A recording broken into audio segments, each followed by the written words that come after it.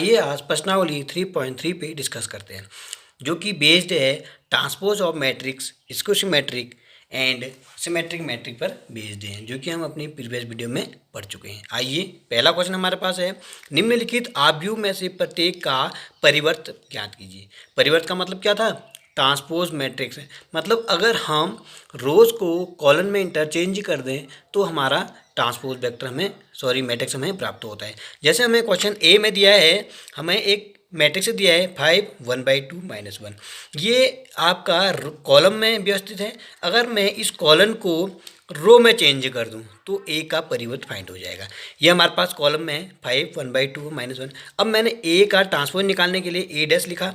इसका परिवर्त क्या हो जाएगा? इसको, ये आपका रो में था, कॉलम में था, इस प्रकार से अगर मैं इसको कॉलम में रो में चेंज कर दूं तो हमें ये इसका ट्रांसपोज मिल जाएगा। तो हमने क्या किया, 5 1/2 -1 को मैंने रोज में चेंज किया, 5 1/2 और -1, मतलब रो को कॉलम में चेंज किया तो हमें इसका ट्रांसपोज प्राप्त हुआ। इसी प्रकार हमें सेकंड क्वेश्चन है। सेकंड क्वेश्चन में ए बराबर हमें दिया है 1 -1 2 और 3। ये इसको देखिए, ये हमारा रो है। अगर मैं इस रो को कॉलम में चेंज कर दूं और इस रो को भी कॉलम में चेंज कर दूं तो हमें ए का परिवर्त मिल जाएगा। हमने क्या किया, 1 -1 इस रो को मैंने कॉलम में चेंज कर दिया और इस प्रकार इस रो को भी 2 और 3 को भी मैंने 2 3 को कॉलम में चेंज कर दिया। ये हमें इस प्रकार हमें ए पार्ट और सेकंड पार्ट का हमें परिवर्त फाइंड हो गया। आगे क्वेश्चन करते हैं। क्वेश्चन नंबर सेकंड हमारे पास है, हमें एक आव्यूह दिया है ए जो कि 3×3 का है। सेकंड बी है, ये भी 3×3 का है। इसमें क्या करना है हमें है, तो सत्यापित कीजिए ए प्लस बी का whole transpose equals to A transpose plus B transpose. आइए शुरू करते हैं। हमें ए गिवन है, बी गिवन है। हम क्या करेंगे, पहले ये ए प्लस बी को फाइंड करेंगे। तो हमने निकाला ए प्लस बी हमारे पास प्राप्त हुआ है। ए प्लस बी हमने क्या किया, जो हमारे पास मैट्रिक्स ए था और बी दोनों को ऐड कर दिया। जब ऐड कब होता है, जब उनका ऑर्डर सेम हो। ऑर्डर सेम होने पर संगत एलिमेंट को हम ऐड कर देते हैं। तो ये -1 पहले वेक्टर, पहले आव्यूह का एलिमेंट है, जबकि -4 भी कहाँ से है, वेक्टर मैट्रिक्स बी का। तो हमने -1 -4, क्योंकि दोनों एलिमेंट उनके माइनस माइनस थे। हमारे पास ए क्या था, -1 ये है और बी का -4 ये हमने ऐड कर दिया, पहला एलिमेंट है। इस प्रकार 2 + 1 ये 2 + 1, इस प्रकार 3 - 1 ये 3 है और यहाँ -5 है। इस प्रकार हमने 5 + 7 7 + 2 9 + 0 -2 + 1 1 + 3 1 + 1। तो इस प्रकार हमें a प्लस बी प्राप्त होता है। तो इसके एलिमेंट हैं -5 3 -2 6 9 9 -1 4 2। अब हमें a प्लस बी का ट्रांसपोज चाहिए था। अब हमें जो a प्लस बी प्राप्त हुआ, a प्लस बी हमारे पास क्या था, ये इसका ट्रांसपोज फाइंड करते हैं। ये जो हमारे पास रोज है, इसको कॉलम में चेंज करेंगे तो -5 3 -2 ये हमारे पास रोज में था, हमने कॉलम में चेंज कर दिया क्योंकि हम इसका ट्रांसपोज फाइंड कर रहे हैं। इसी प्रकार 6 9 9 हम ये भी रोज में है, इसको भी हमने कॉलम में चेंज किया। -1 4 2 ये भी रोज में है, हमने इसको कॉलम में चेंज किया। ये तो हमें प्राप्त हुआ a प्लस बी का ट्रांसपोज। हमें क्या प्रूव करना था, a प्लस बी का ट्रांसपोज इक्वल होना चाहिए a transpose plus B transpose. अब हम a तो हमें गिवन है, अब इसका ट्रांसपोज फाइंड करते हैं। a हमारे पास ये था -1 2 3, ये रोज में है, हमने इसको कॉलम में चेंज किया -1 2 3। इस प्रकार 5 7 9 -2 + 1 1 ये भी हमने किस में बदल दिया, कॉलम में। इसी प्रकार हमने बी को भी बी डैश प्राप्त किया हमने। अब हमें फाइंड करना है a प्लस बी का ट्रांसपोज, तो हमने निकाल दिया। ये हमारा लेफ्ट हैंड साइड है। लेफ्ट हैंड साइड हमारा क्या आया था, -5 3। इसको मैं क्या कह दिया, मैंने इसको इक्वेशन नंबर ए कह दिया। अब जब हमने ए ट्रांसपोज भी फाइंड कर चुके हैं, बी ट्रांसपोज भी फाइंड कर चुके हैं, अब दोनों को ऐड कर लेते हैं।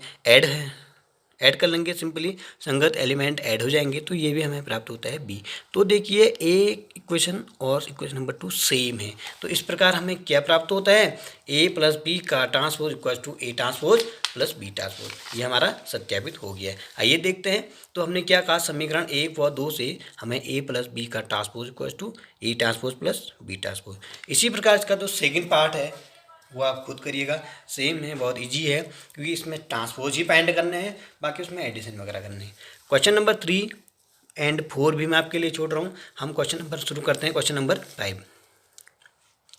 5 में हमें क्या दिया है, हमें ए तथा बी आव्यूह के लिए सत्यापित कीजिए कि A B whole transpose equal to B transpose A transpose. ये प्रॉपर्टी भी है ट्रांसपोज की कि अगर दो आव्यूह आपस में गुण मल्टीप्लाई हो रहे हैं, उनका ट्रांसपोज निकालो तो उनका जो इक्वल होता है वो ऑर्डर चेंज हो जाता है और उनका ट्रांसपोज होता है। मतलब बी ट्रांसपोज ए ट्रांसपोज। हमारे पास ए एलिमेंट ये है जो कि कॉलन में दिया है, बी ट्रांसपोज है हमारे पास, सॉरी बी आव्यूह हमारे पास रोज में दिया है -1 2 और 1। पहले हमें ए बी फाइंड करना है, इनका मल्टीप्लाई फाइंड करना है।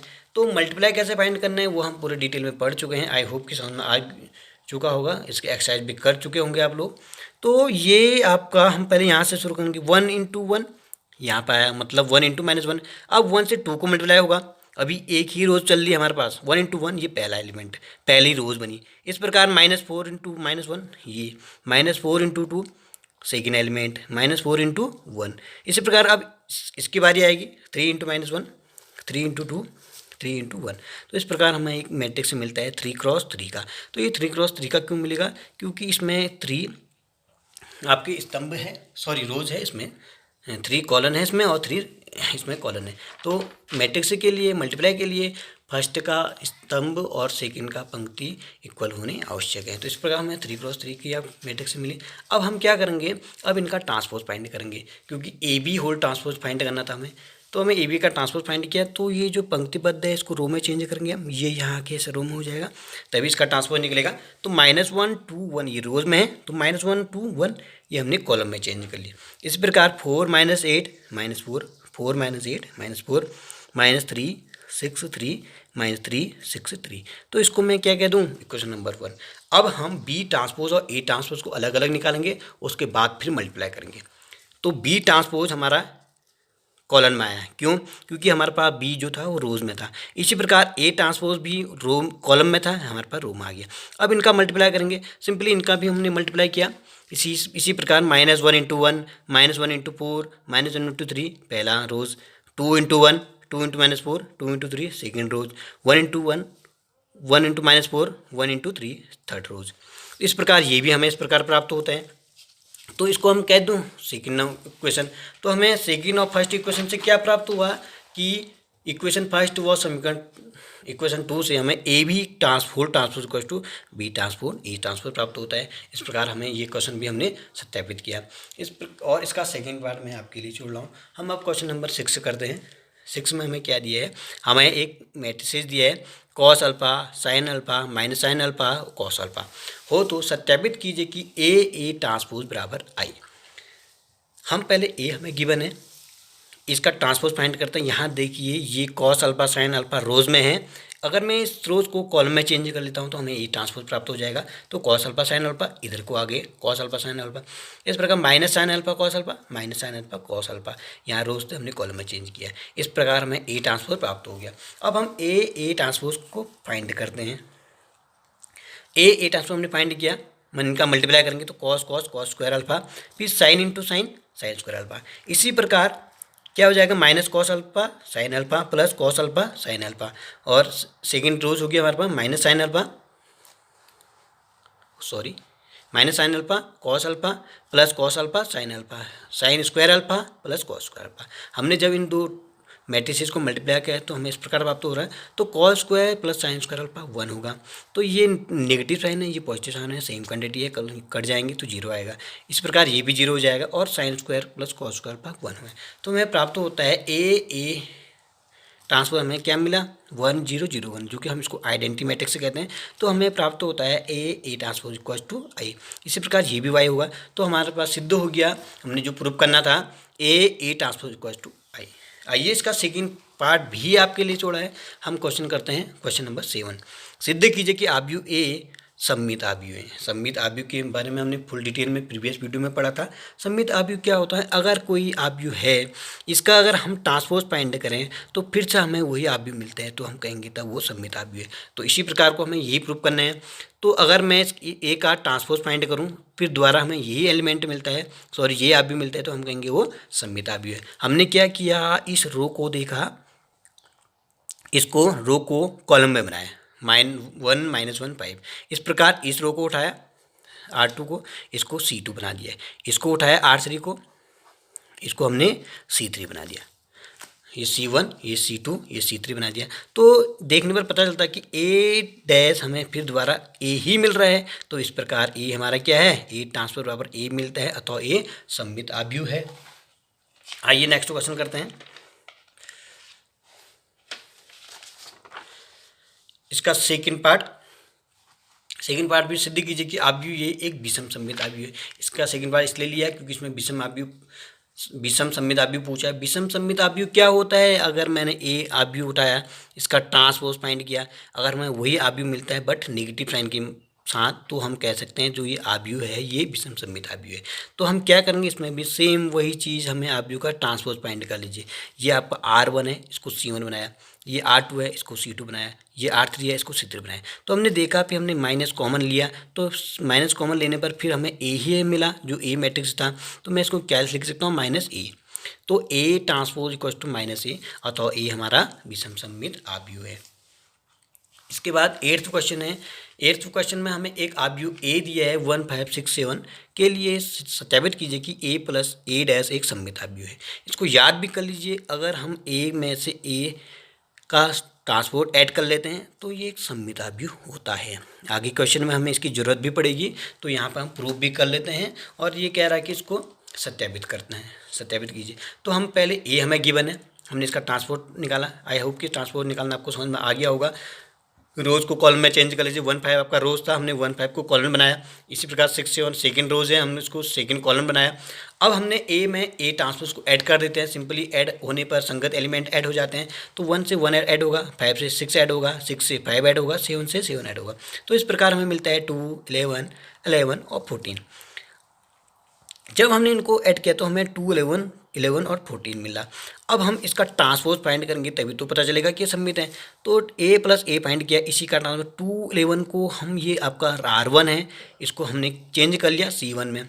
ये R2 है, इसको चेंज किया C2 में। तो इस प्रकार से चेंज करने पर हमें फिर दोबारा से ए प्लस ए ही मिल रहा है। यही तो दोबारा मिल रहा है, यही चीज़ हमें दोबारा मिल रही है। तो हम कह सकते हैं ए प्लस ए ट्रांसपोज का whole transpose equal to A plus A transpose. इस प्रकार हमें ए प्लस ए क्या मिला, एक सममित आव्यूह।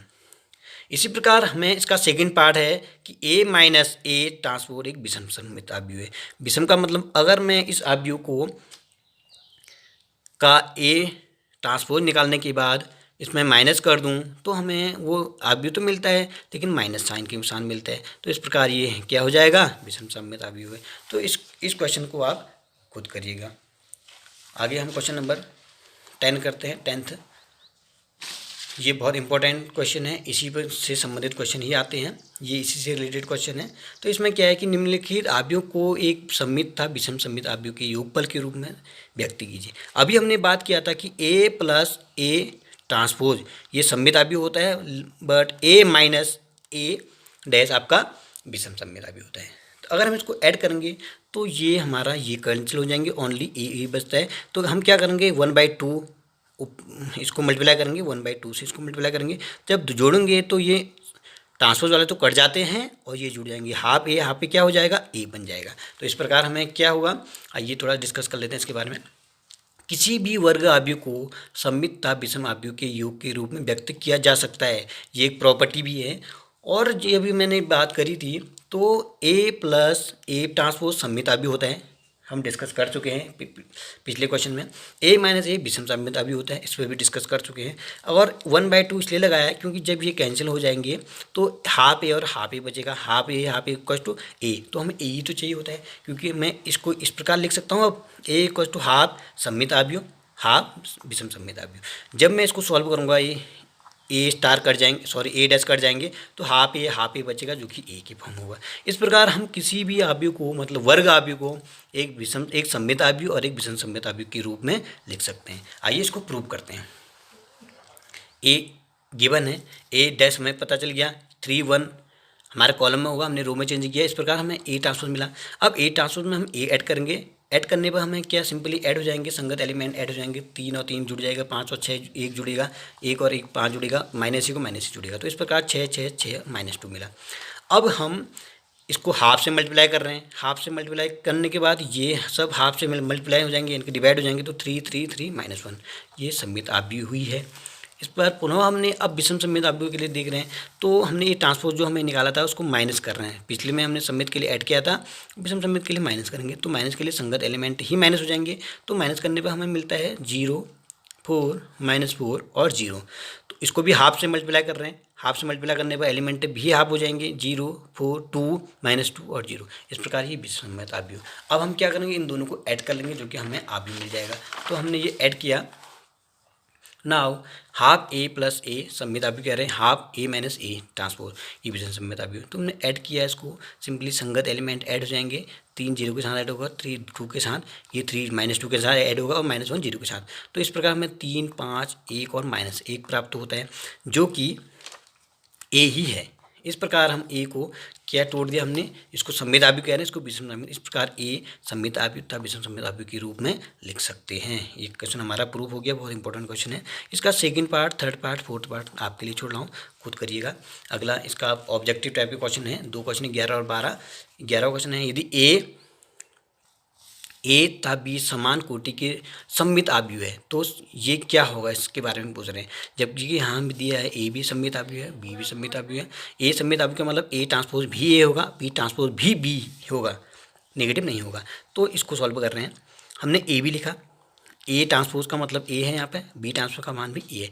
तो हमने क्या किया, A B minus B A equal to, इसका हमने ट्रांसपोज निकाला, सॉरी यहाँ पर ट्रांसपोज है। तो ये ट्रांसपोज होने पर ये 2 एलिमेंट ऐसे हो जाएंगे, A B transpose minus B A transpose, क्योंकि हमें पता है, क्वेश्चन सॉल्व कर चुके हैं कि ए प्लस बी का transpose A transpose plus B transpose होता है। तो इस प्रकार से हमने इसको खोला, तो ये खोलने पर ये क्या हो जाते हैं, उल्टे हो जाते हैं। बी ट्रांसपोज पहला आएगा, बी माइनस ए का ए बी का whole transpose, B transpose A transpose. इसी प्रकार बी ए होल ट्रांसपोज है, तो पहले ए आएगा, ए ट्रांसपोज बी ट्रांसपोज। अभी हम इस क्वेश्चन को भी कर चुके हैं, इसलिए इसकी प्रॉपर्टीज़ है।